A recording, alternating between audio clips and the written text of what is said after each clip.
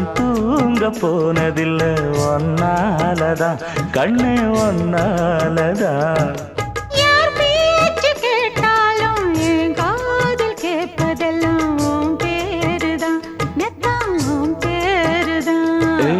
இத்தனை நினப்பு என் மேல இருந்தும் எட்டி போகலாமோ? கட்டுப்பாடு இருந்தும் கட்டிக்கு முன்னே ஒட்டிக்கொள்ளலாமோ?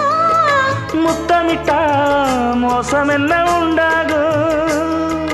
சத்தமிட்டா உன் நிலைமை என்னாகும்? புது அழையால அரைச்சு தொண்டையில தான் நினைச்சு மாமன் கிட்ட பேச போற மணிக்கணக்கா.